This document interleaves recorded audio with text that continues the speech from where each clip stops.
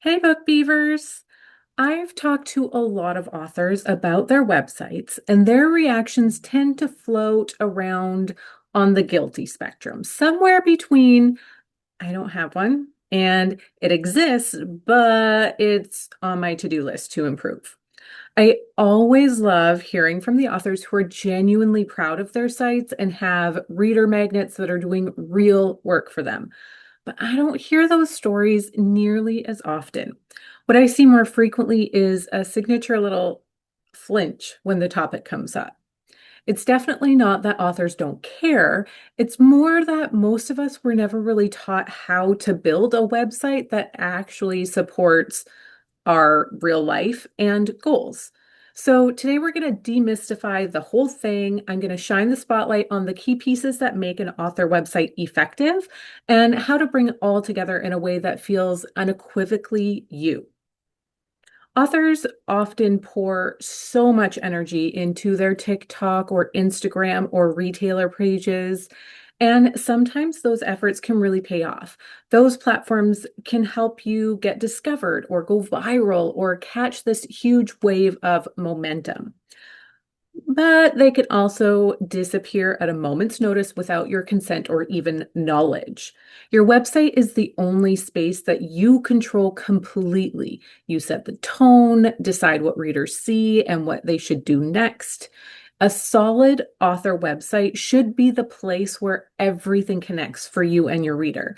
Your site, if it's built intentionally and professionally, will paint a clear picture of who you are and what you write.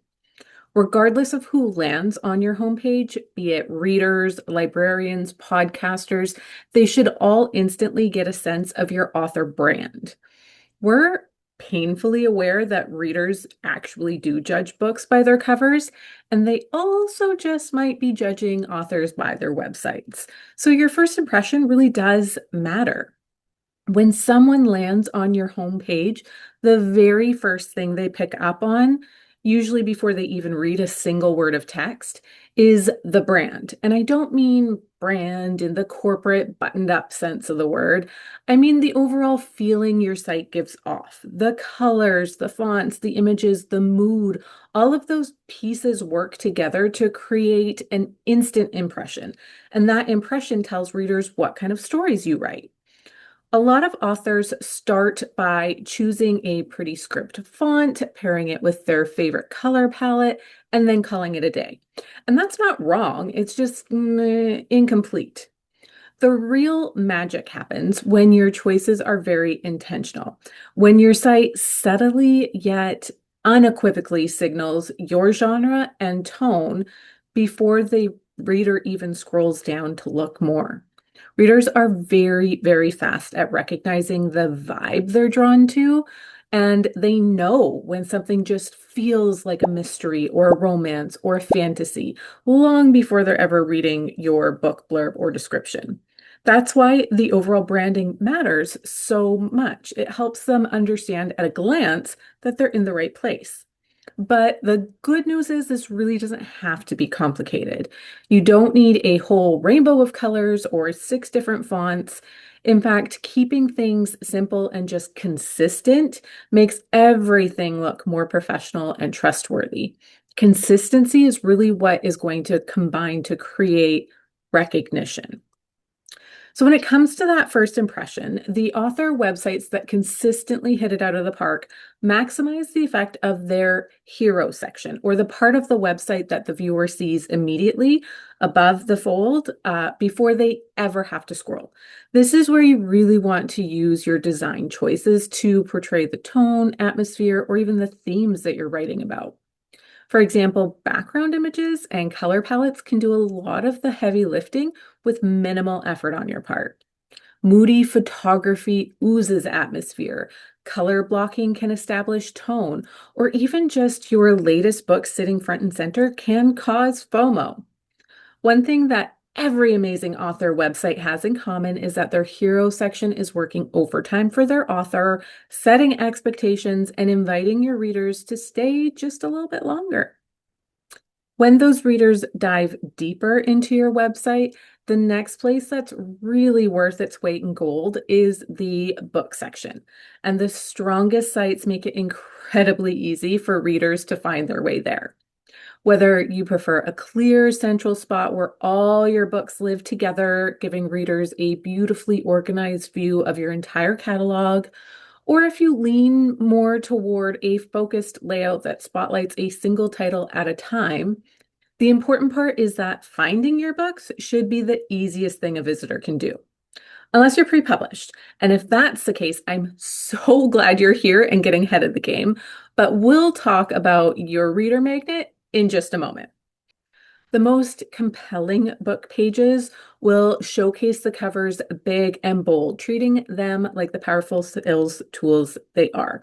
The descriptions are written to entice, not to summarize each and every one of your plot beats. They're designed to pull readers closer, not give them the opportunity to just skim, get everything they need, and move on. Once you've caught their attention, the next step, the most important step, should be unmistakable. Buy now, start reading. Whatever phrasing feels best to you is completely acceptable as long as the path from interest to action is clear, direct, and impossible to miss. So, whether you are linking to your own store or an external retailer, make sure the transition from curious visitor to committed reader goes as smoothly as possible for them. Okay, now let's circle back and talk about that reader magnet section I mentioned a minute ago. This is not just for pre-published authors, it is a vitally important aspect for every author who has any intention of selling their books on a continuous basis. A lot of authors get nervous about email, which I find a little bit amusing because we're literally writers. That's what we do. But your list is the one place where you actually own your connection to those readers. If you set up the right reader magnet, people are going to sign up to hear from you. They want more. A successful invitation to join your list will show up on your website in places that readers are already kind of inclined to pause at that moment. It shouldn't take attention away from a buy now button, for example, but it should make sure that there's always something exciting for a visitor to commit to or collect from you. Some authors work their newsletter sign up right into the rhythm of their homepage, maybe pairing it with a line that feels warm and personal instead of salesy. Others are going to tuck it into their about page, almost a little nudge. If you want to stay connected, here's where I keep all the good stuff. And then sometimes reader magnets work best when they are actually front and center, shown off with the same fanfare that you would give to a published book, because a great reader magnet really is worth it. It's that valuable. In my opinion, you don't have to limit yourself to only one of these options. You can sprinkle them in wherever they make sense. Meet your readers wherever they are on your site. So you might be wondering, well, what makes for such a great reader magnet? And that is a topic big enough to stand on its own in a very own dedicated video. But just to get you started, it could be anything from a short story, deleted scene, prequel chapter, or a bonus epilogue, right up to something like a world building guide or a character dossier or a collection of the recipes that are mentioned in your novel. What matters is that it feels like something that your perfect reader is going to get excited about, something that they actually want and are willing to trade their email address for, not something that you scrambled to throw together just because you watched this video and now feel like you should have a newsletter. Whatever you offer, it shouldn't feel like a high pressure situation for you or your readers. We all just want a sincere invitation to a magnet that feels like a treat, not an obligation. So once your books and your reader magnet are working for you, the next pieces that are going to round out a truly amazing author website is going to be your about page and your contact page. These may seem like small sections, but they're pretty crucial to your overall connection with your readers. The first thing you need to know is that your about page is not a resume. This is not a list of all your accomplishments or any kind of formal bio that you might read at like a conference or a professional speaking gig. This is where readers get to meet you in a more personal way. within your comfort boundaries, of course. The strongest about pages are always going to feel human, first and foremost. Maybe playful, or perhaps thoughtful, or cozy, or a bit mysterious. Whatever it is, as long as it feels like real life. A great way to approach this about page is to match the tone of your books. If you write dark atmospheric thrillers, your about page should feel like it belongs in that world. If you write warm, witty romances, let your charm shine through. Readers don't just want to know who you are, they want to feel that thread that connects you to the stories that you write that they're going to love. So get your creative hat back on and treat yourself like the main character of your website. Seduce those readers until they can't help but want to read everything you write. And then there's your contact page. It may be daunting to think that readers will want to write to you directly, but it's more than that. Librarians, bloggers, reviewers, podcast hosts, event coordinators, and yes, of course, your readers. They all need to have a way to get in touch with you. It doesn't take much, just a clean contact form, a professional author email, and maybe a short explanation about what kinds of inquiries you're open to. That's all you need. The point is just to be accessible without overwhelming yourself or your viewer, the person trying to contact you. You don't have to plaster every single social account that you've ever created. You just have to include the most meaningful ways for people to connect with you where you are active. So you have to make sure you check the inbox that's tied to this form on a fairly consistent basis.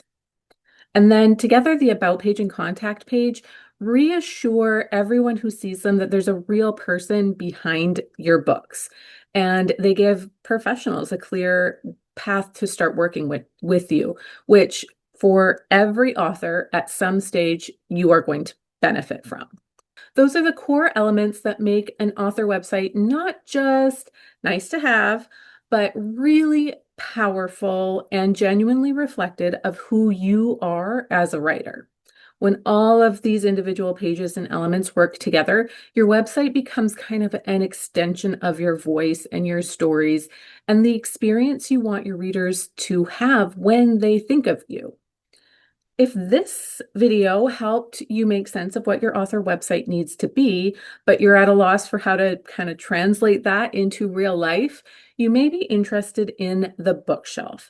It's a website building platform designed specifically for authors who don't want to wrestle with the complicated tech or endless design choices. It's for authors who just want beautiful, professional, online homes that support their writing career instead of draining their energy and causing chaos in their emotional well-being. If that sounds enticing to you, check out thebookshelf.io to learn a bit more. I will have it linked in the description below. I have plenty more to say about websites, connecting with your readers, and building a career as an author. So I hope that you will subscribe and ring the bell, and I'll be back to see you soon. Until then, keep writing.